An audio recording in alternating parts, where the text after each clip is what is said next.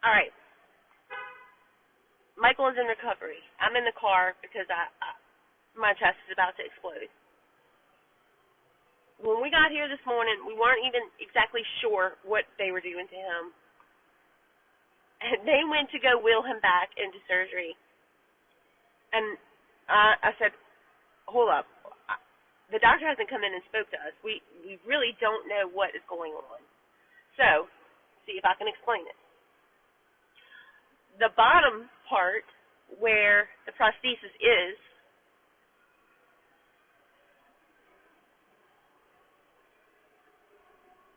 I don't know what's going on my phone.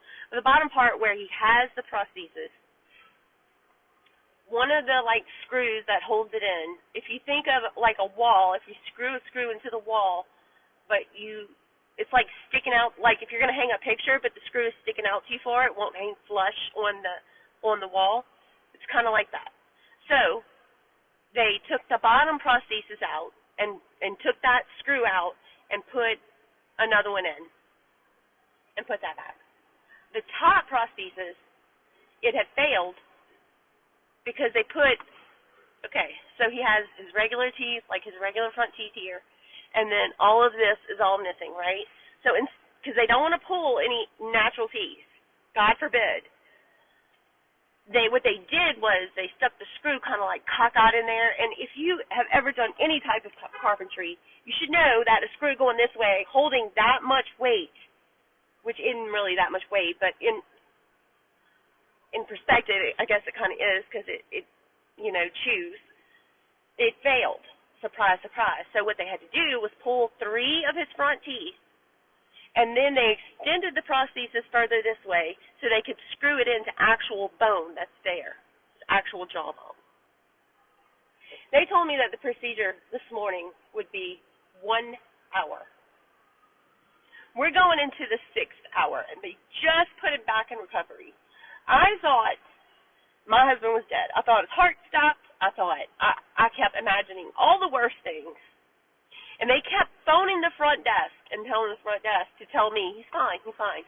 Finally, at about hour 4, I said, listen, you told me that this was going to be a 1, possibly 2-hour procedure, okay? We're going into the 5th hour.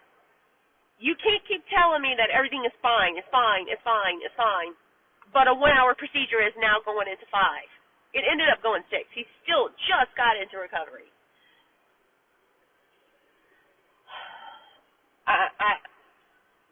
I'm just so beside myself.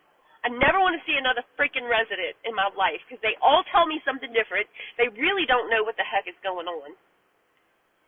The doctors don't communicate. And what happened was, we saw Appleton, who's the prosthetic guy, and he says to us, well, I want to talk to Zade about the bottom thing and see what he thinks and see if he wants to do that, okay? And we'll let you know. And he very specifically said that Zade is hard to catch, he doesn't respond very well, whatever, hard to talk to. Great doctor. He knows what he's doing, but his communication skills suck. So, finally, when Michael gets to recovery, of course the resident comes and talks to me. And the poor little girl, she was very sweet, but so when he does get into recovery, the recovery nurse calls me and says, Kelly, I just want to let you know he's waking up slowly. They're having trouble waking him up.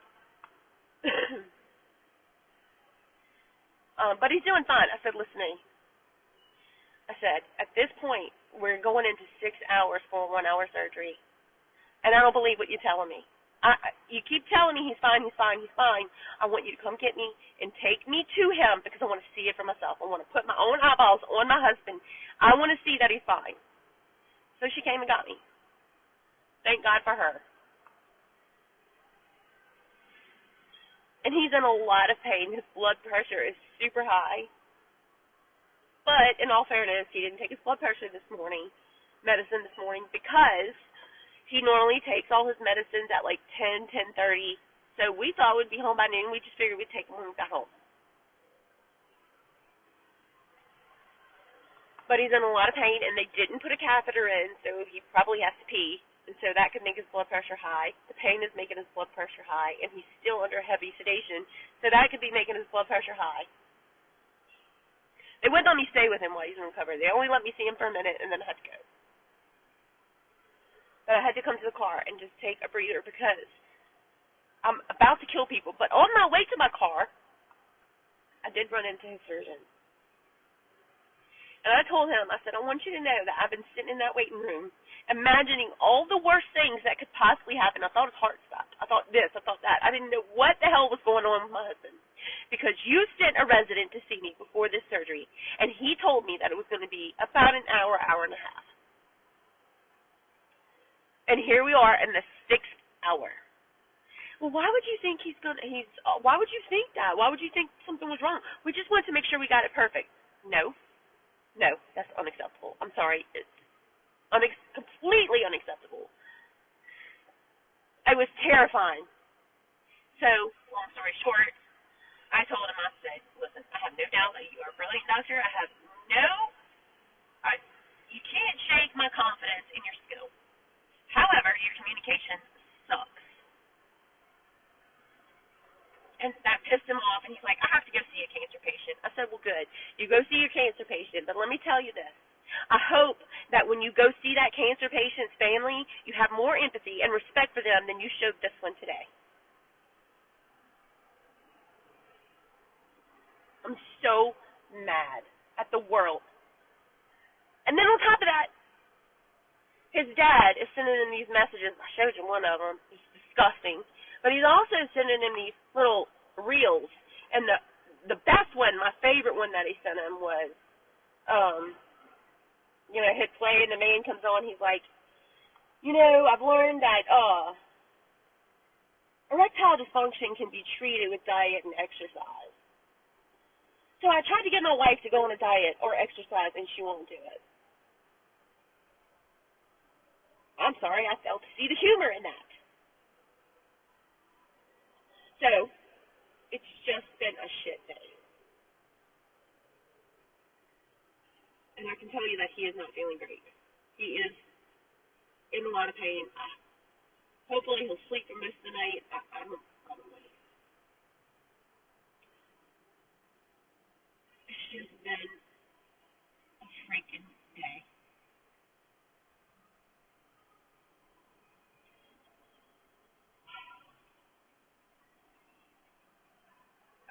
My whole life, ever since the accident, has just spiraled out of control. Every, every, every aspect of it.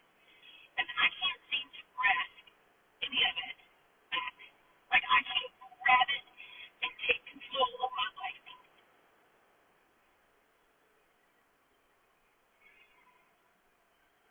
I hate this accident. It's ruined our life.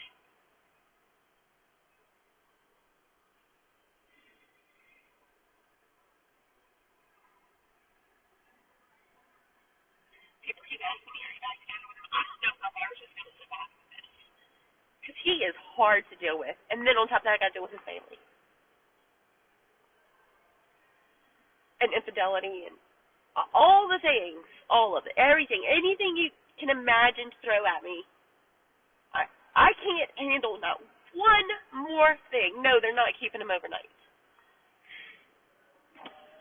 I can't handle not one more thing. Not one.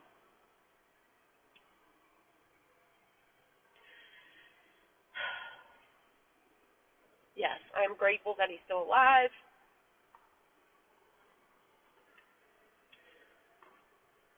Turn off the heater because now I'm getting hot. Anyways.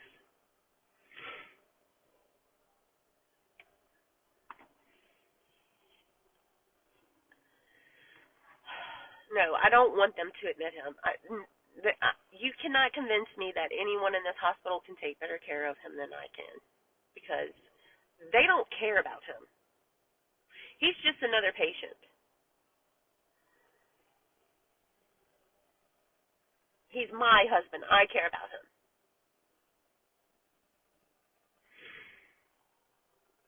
So,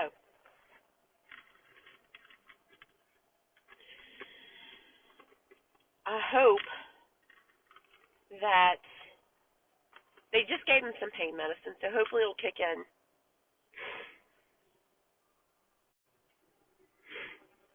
The internet must not be good out here. They just gave him some pain medicine, so hopefully that'll kick in and last through the night. And hopefully he doesn't have any problems, swallowing his pills. And hopefully he's not super nauseous through the ride home. And hopefully we both can get some sleep, because I've been awake since 1 o'clock this morning. He woke up around 3:34.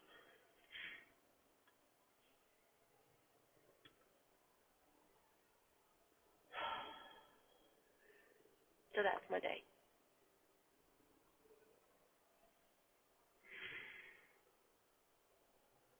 I swear, I cannot believe how these doctors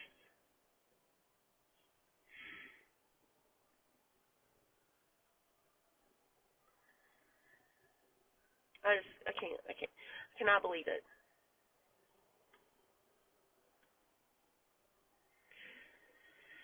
So,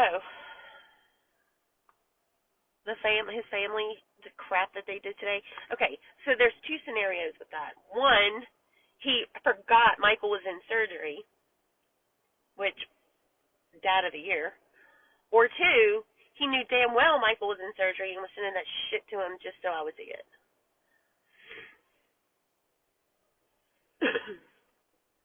The nurses have more empathy than the doctors.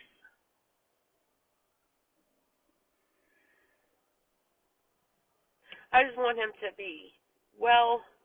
I hope that this doesn't fail, because I am sick of this doctor. I'm like done with this particular doctor. He's very good, and I'm grateful that he was the one to take care of Michael through all of this. However, I'm so done with him. So I hope this one doesn't fail, and I hope he's good to go. The other doctor, the prosthetic doctor, that guy also, genius. You can just tell by speaking to him. He's so smart. Socially awkward. Very. Anyways. It's just weird. Weird. I've never had to deal so much with, and maybe it's because they're specialists, I have no idea, but I have to go see a cancer patient. Like, that's going to make me feel bad. You know who I feel bad for? The cancer patient's family. That's who I feel bad for. Because I think the cancer patient itself, I think you probably did a great job. You're probably, he's probably going to be fine. However, I feel sorry for the cancer patient, because they probably have no idea what's going on with their loved one.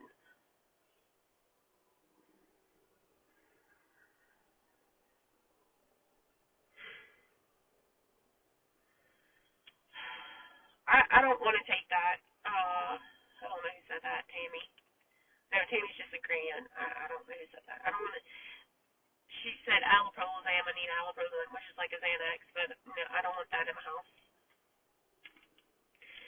Can I recap, please? You can have to just watch it from the beginning, because it's so much, and I just don't want to go over it again.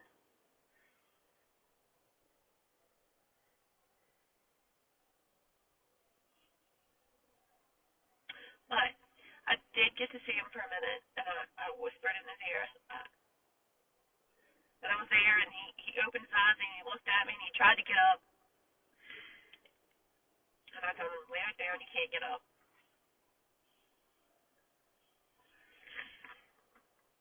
So, we were looking forward to this day, anxiously awaiting, and it's here, and it was horrible, and I'm glad it's over.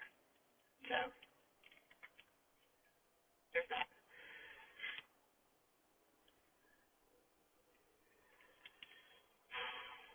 So, yes, money making.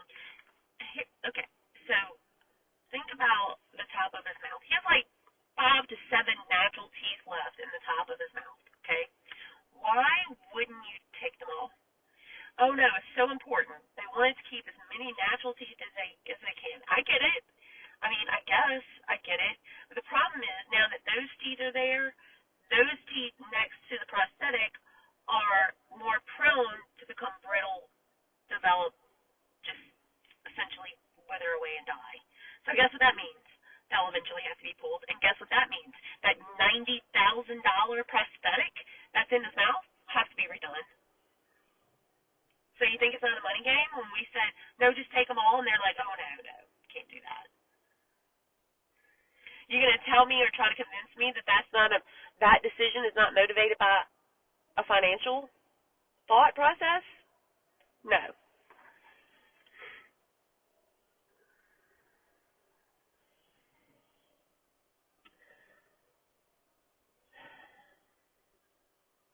My favorite saying is, my body, my choice. I guess that's true if you want to kill your baby, but not true if you want to have a tooth pulled.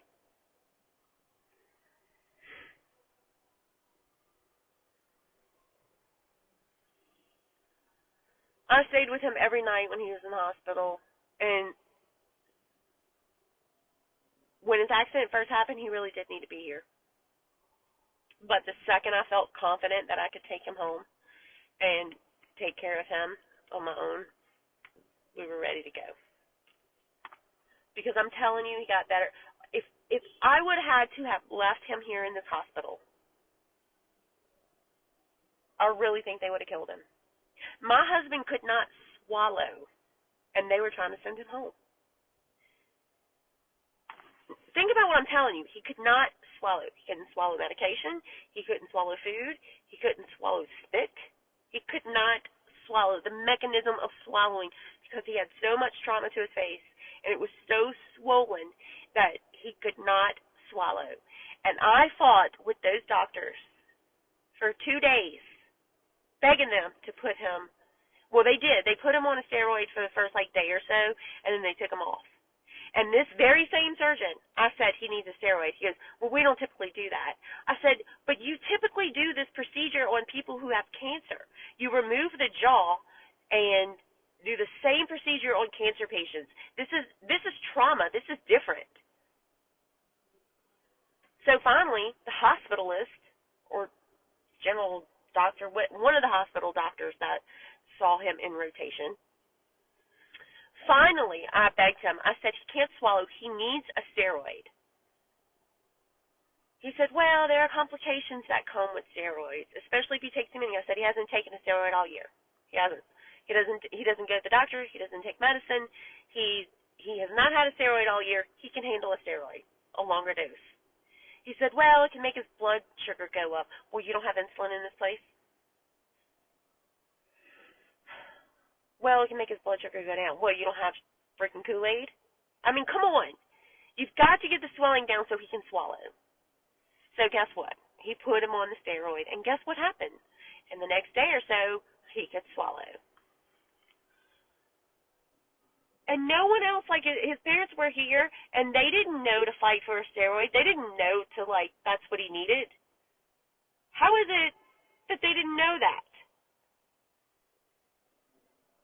How is it that the doctor didn't know? I get it. You don't want to prescribe steroids.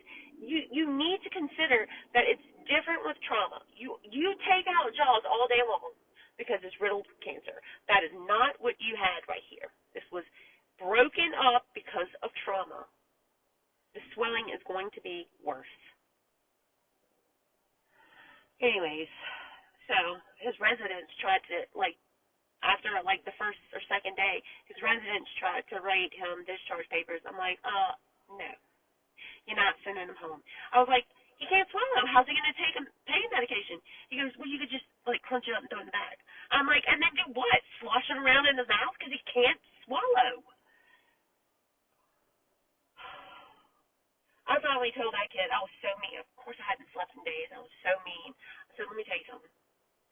You get yourself up out of that chair, and you get out of this room, and you send a doctor with a brain. Don't come back in here. And the nurse was in there. She's like, Kelly, there's no way we're letting him go home. He can't swallow. So they admitted him. They took him. He was in ICU. So they took him out of ICU and they admitted him. And they put him in a room. Now, keep in mind, he can't swallow still. They put him in a room, so he's relying on suction to get all the blood and spit out of his mouth. They put him in a room and the suction didn't work. I wanted to leave him there. I'm like, no, you're not leaving him here. I really think he would have died if I would have been there.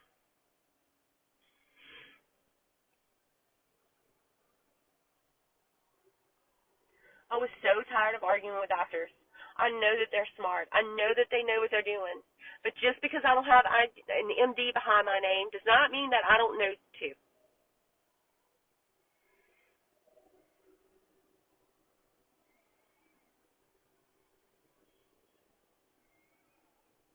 And also he couldn't speak at that time. He couldn't talk. So he couldn't even advocate for himself.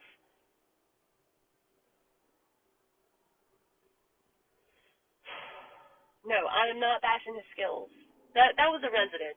This surgeon, I am not. He treated some of the Boston Marathon people like he is not. He is a good surgeon, but he's so wrapped up in teaching these residents that he lets them handle the patients' families, and that's not okay. Not for this patient. At least not for this patient. Not okay.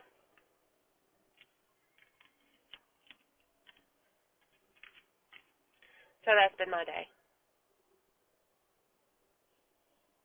Anyways, I got to get back in there. I know he's still in recovery, so I'm gonna go buy a smoothie so he has that for if he wants it when he wakes up. Of course, it might melt by then. Who knows? But I'm gonna buy him a smoothie and I'm gonna be there for when he wakes up.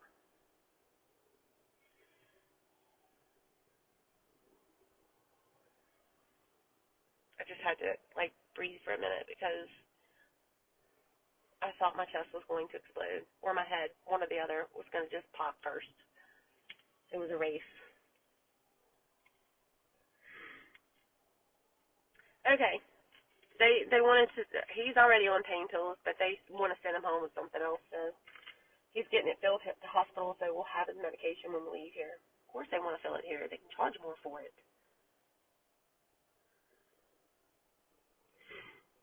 They may read 1 hour on the meds and backs, and moms and dads spend 10 hours, no more, than the doctors keep letting. I don't know. Anyways, it's been a hell of a day. So, no, he doesn't need to stay overnight. He needs to go home.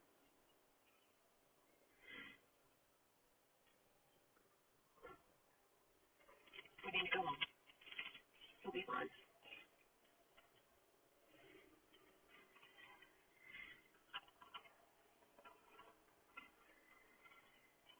That's where my stuff is staying from. That's why they want to film custody. Anywho, what?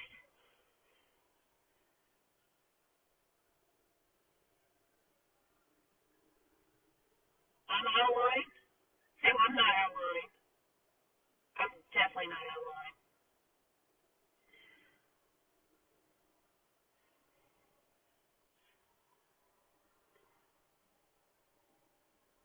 As a parent of a surgeon, I can understand why people are listening to this bashing because they were shit.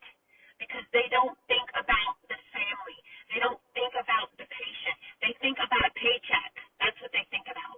So don't tell me that I'm out of line because I watched them not take care of my husband. Now, your son might be different. I don't know. I hope your son ain't this guy because I can assure you, if he is, he ain't. I'm out of line. No, I don't think so.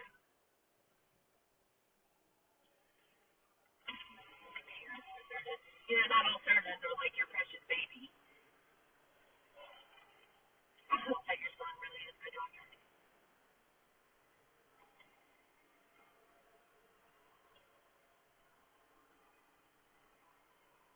And I bet you he's never sat in that waiting room worried about his life.